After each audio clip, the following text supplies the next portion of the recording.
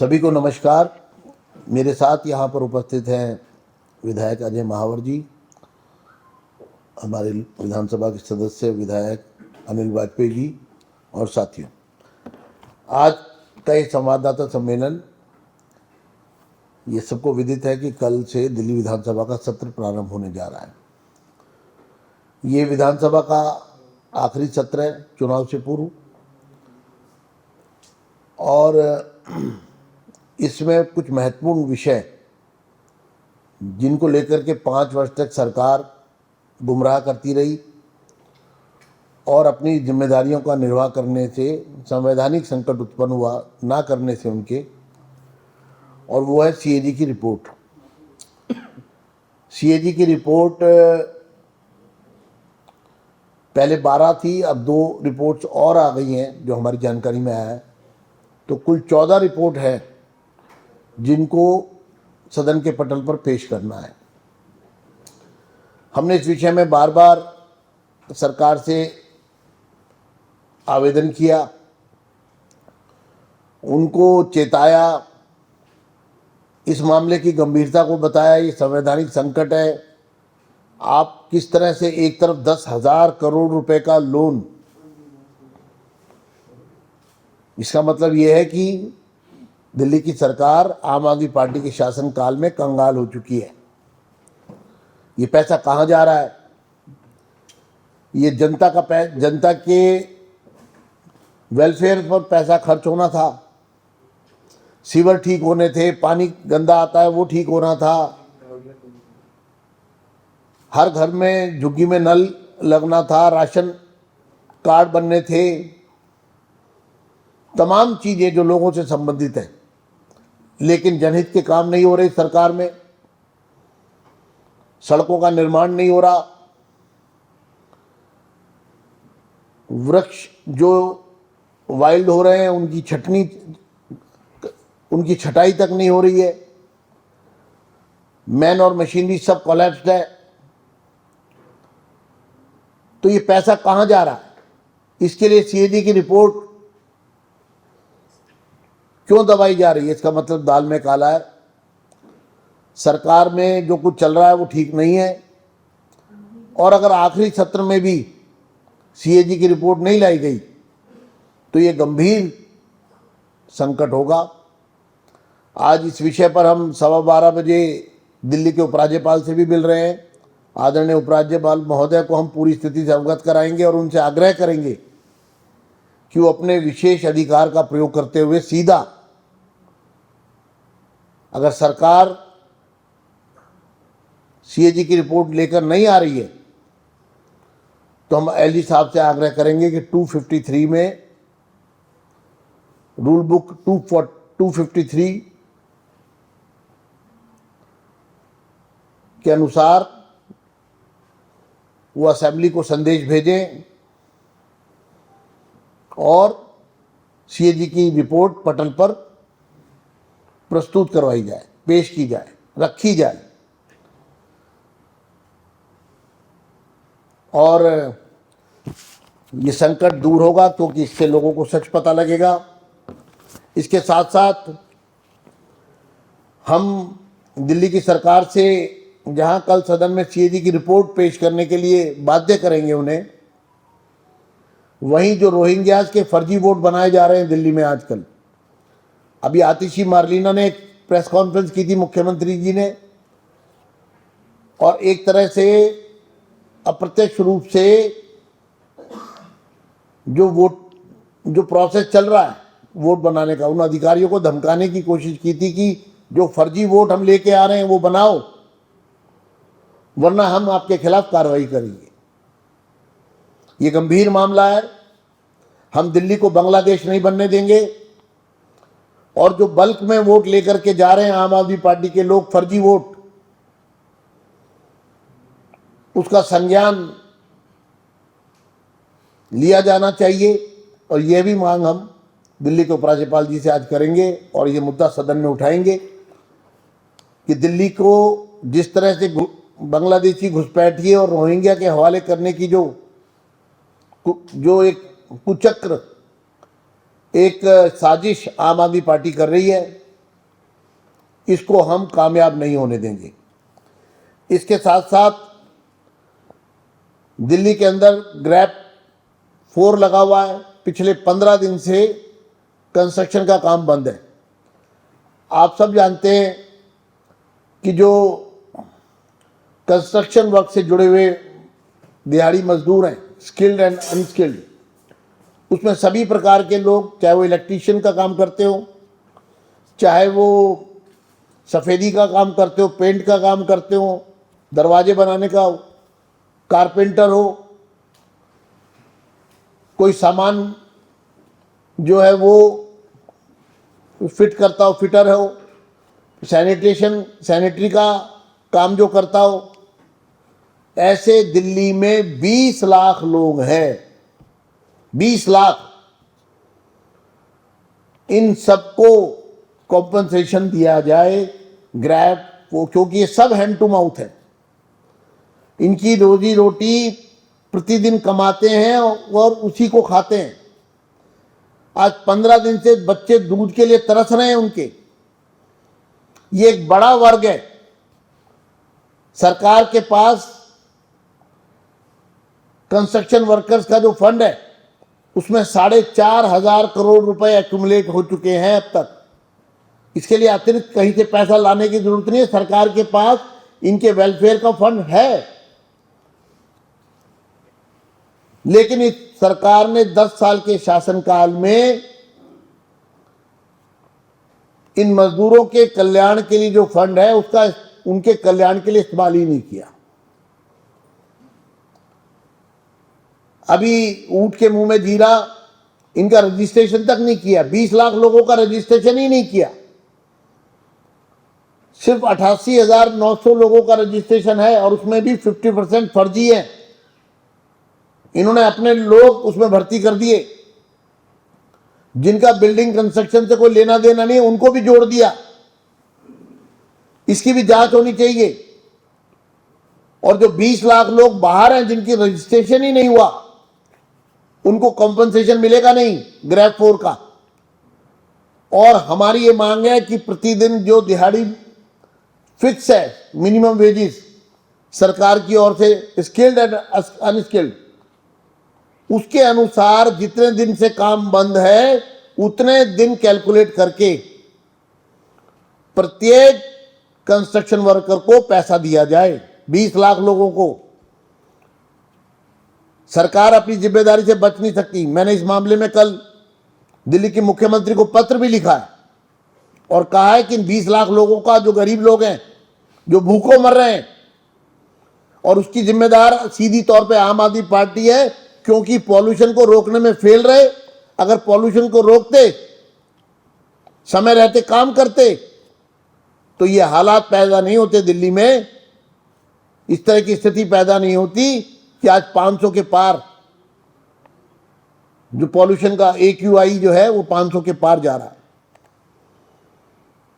ये दुर्भाग्य है दिल्ली का कि एक ऐसी निकम्मी सरकार, ऐसे निकम्मे लोग, ऐसे भ्रष्टाचारी लोग, ऐसे षड्यंत्रकारी लोग जिन्होंने जनता के हित में काम करने का कोई उद्देश्य ही नहीं रखा, सिर्फ कोरी राजनीति करना, झूठ बोलना, गुमराह करना और भ्रष्टाचार करना।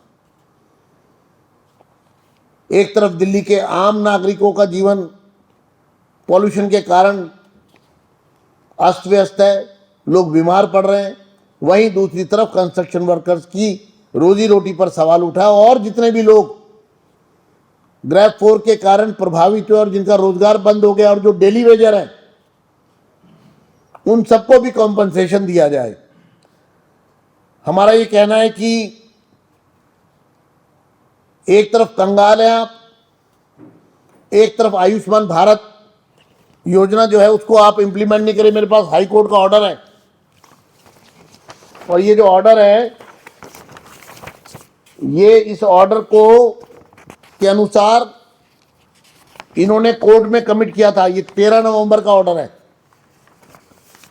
ये 13 नवंबर का ऑर्डर है हाई कोर्ट का, जिसमें आम आदमी पार्टी सरकार के काउंसिल राहुल मेहता ने बाय नेम इसमें ऑर्डर में लिखा गया है कि उन्होंने कहा था कि हम 2 हॉस्पिटल्स और 2 वेलनेस सेंटर में हम प्रधानमंत्री जी की अति महत्वाकांक्षी योजना आयुष्मान भारत, जिसमें गरीबों का मुफ्त इलाज होगा 5 लाख रुपए तक, उसको हम लागू कर देंगे पायलट प्रोजेक्ट के रूप में। कोर्ट में एग्री किया। कोर्ट को आश्वस्त किया। कोर्ट ने कहा ठीक है, आप 2 हॉस्पिटल 2 वेलनेस सेंटर में ही शुरू करो तो सही, स्कीम को लागू तो करो। लेकिन दुर्भाग्य ये कि कोर्ट में कमिट करने के बाद भी कंटेम्प्ट ऑफ कोर्ट हो रहा है। दिल्ली सरकार के स्वास्थ्य सचिव बार बार इनको लिख रहे हैं कि आपने कोर्ट में कमिट किया था, इसको क्लियर करें तो हम इसको शुरू करें। लेकिन सरकार जानबूझकर एक तरफ कोर्ट की अवहेलना कर रही है, दूसरा दिल्ली के गरीबों को आयुष्मान भारत का लाभ नहीं लेने दे रही। ये कंगाल सरकार एक तरफ 10,000 करोड़ का लोन मांग रही है और यहीं इस हाई कोर्ट के ऑर्डर में लिखा है पीएम अभीम Ayushman Bharat health infrastructure scheme. तो ये हेल्थ इंफ्रास्ट्रक्चर जो है, इसके लिए भारत सरकार ने इनको 2306 करोड़ रुपए दिए। हाई कोर्ट लिखता है कि ये 5 साल के लिए के अंतर्गत इस योजना को लागू करना था 2021 से 2026 तक। 4 फाइनेंशियल ईयर निकल गए हैं, मात्र एक बचा है 25-26। और अभी तक आपने पीएम अभीम यानी कि दिल्ली के हेल्थ इंफ्रास्ट्रक्चर को मजबूती प्रदान करने के लिए, जैसे डिस्ट्रिक्ट में वेलनेस सेंटर्स, लगभग 1200 वेलनेस सेंटर खुलने थे, उसके लिए लगभग 2000 करोड़ रुपया दिया है।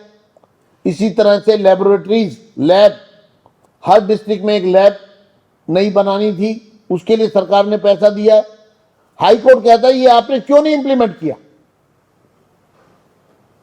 और 4 साल बीत गए, योजना लैप्स हो जाएगी, भारत सरकार का दिया हुआ पैसा वापस चला जाएगा। तो एक तरफ आपको पैसा जो दे रहे हैं, जिसको जो आपको लोन नहीं है, वो ग्रांट है एक प्रकार की, उससे आप हेल्थ इंफ्रास्ट्रक्चर को मजबूत नहीं कर रहे। आप आयुष्मान भारत योजना को लागू नहीं कर रहे और 10,000 करोड़ रुपए का इस कंगाल सरकार, पहली बार रेवेन्यू सरप्लस गवर्नमेंट थी, लेकिन कांग्रेस इस आम आदमी पार्टी की सरकार के शासनकाल में लगभग 33 साल के इतिहास में, 32 साल के इतिहास में दिल्ली सरकार के पहली बार रेवेन्यू डेफिसिट हुई है। ये 10,000 करोड़ आप ले रहे हैं, लेकिन इसका रोड मैप क्या है? ये कैसे खर्च होगा, कहां खर्च होगा, इससे दिल्ली का कैसे फाइनेंशियल स्ट्रेंथ बनेगी? आपके पास सैलरी देने को पैसे नहीं है, इसका मतलब आप लोन लेके अगर सैलरी दे रहे हैं, शीश महल बनाएंगे, सैकड़ों करोड़ खर्च कर देंगे,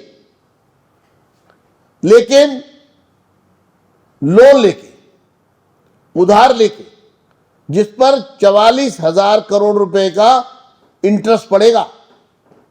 क्योंकि जब आप इसका जो वो लेते हैं आप,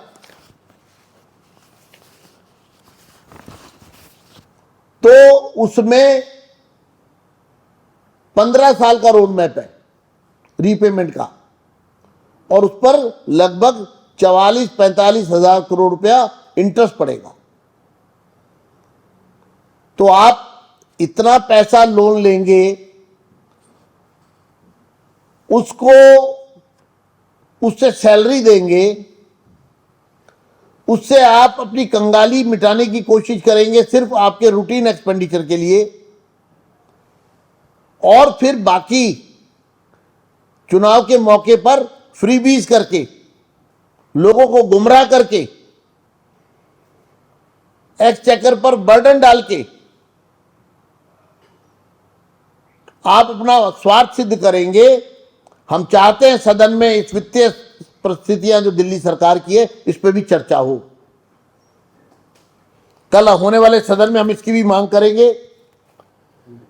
इसके साथ साथ हम सरकार से यह आह्वान करते, हम चाहते हैं कि शांतिपूर्वक सदन चले, वहां पर चर्चा हो, वहां पर हमारे सवालों के जवाब आने चाहिए।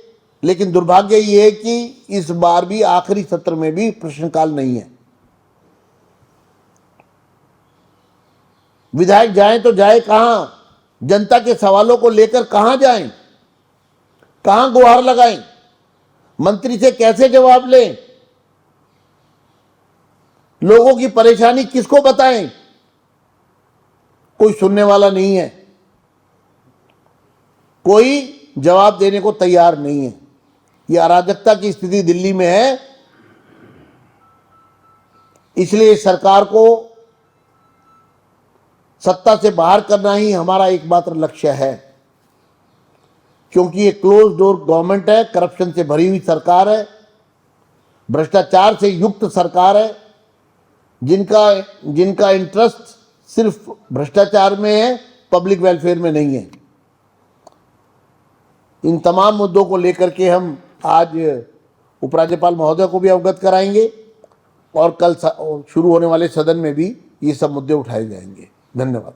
हुई हैं, उनमें डॉक्टर उपलब्ध नहीं है, बीपी की दवाई उपलब्ध नहीं है, शुगर की दवाई उपलब्ध नहीं है, और यहाँ तक तो छोड़ दीजिए, बीपी चेक करने की मशीन उपलब्ध नहीं है वहाँ पे, वो हम लोग उनको प्रोवाइड कराते हैं। तो कहाँ का स्वास्थ्य मॉडल है? आज एक एमएस 3 जगह का चार्ज ले रहा है। जीटीबी में कोई एमएस नहीं, हेडगेवार में कोई एमएस नहीं है। अब आप समझ सकते हैं, जब एमएस ही नहीं होगा, एडमिनिस्ट्रेटर ही नहीं होगा, तो वहाँ पर क्या व्यवस्था होगी? शिक्षा की बात करें, शिक्षा में किसी भी गवर्नमेंट के स्कूल में पूरी दिल्ली में, मैं आप लोगों से अनुरोध करता हूँ, हमारे नेता प्रतिपक्ष होके भी आए हैं, कि आप चलिए हम लोगों के साथ और इंडिपेंडेंट होके आप इंक्वायरी करिए। टीजीटी टीचर्स नहीं है, पीजीटी टीचर्स नहीं है, साइंस के टीचर्स नहीं है। हम लोग तो आरडब्ल्यूएस के से रिक्वेस्ट करके हम लोग वहाँ बच्चों को वहाँ हम लोग पढ़वा रहे हैं। तो ये क्या शिक्षा मॉडल है और क्या इस पर काम हुआ है? अगर केजरीवाल जी जरा सी, या मुख्यमंत्री जी जरा सा आपके अंदर जमीर हो, तो जो मॉडल लेकर आप आए थे आप नहीं पूरा कर पाए, तो आपको इस्तीफा दे देना चाहिए। आज चलिए पीडब्ल्यूडी की रोडों पे चलिए, आप गड्ढे भरे पड़े हैं, बार बार मुख्यमंत्री जी कहती हैं नहीं गड्ढे भरवा देंगे, एक भी गड्ढा भरा हो चलिए आप, मैं आपको ईस्ट दिल्ली ले चलता हूँ। माननीय महावर जी भी बैठे हुए हैं, आप जाके देखिए, इनके इलाके में जाके देखिए, हमारे इलाके में आके विधानसभा में देखिए, पड़ोस की विधानसभा में आकर देखिए। और मैं तो महामहिम उपराज्यपाल जी का धन्यवाद करना चाहूँगा आज, इसलिए हमारे यहाँ ड्रेन आती है जो माननीय महावर जी के यहाँ से आती है, 5 साल में ड्रेन में सफाई नहीं हुई। माननीय उपराज्यपाल महोदय वहाँ पर गए, हमने उन लोगों ने उनको आमंत्रित किया, तब जाके वहाँ ड्रेन साफ हुई है। तो मेरा कहने का मतलब है ये सिर्फ, और माननीय नेता प्रतिपक्ष ने सही बात कही, हम लोग दिल्ली के चुने हुए प्रतिनिधि हैं, उनके भी हैं, हम तो साथ हैं, वो तो 63 हैं। आज अगर हम अपने क्षेत्र की अगर सेशन बुला रहे हैं, तो हमारे यहाँ पानी की समस्या है, सीवर की समस्या है, बिजली की समस्या है। अगर हम लोकतंत्र के मंदिर में अपनी आवाज़ नहीं रखेंगे तो हम कहाँ रखेंगे? और ये तो बेशर्म सरकार है और बिल्कुल इसको इस्तीफा दे देना चाहिए, ये मेरा कहना है।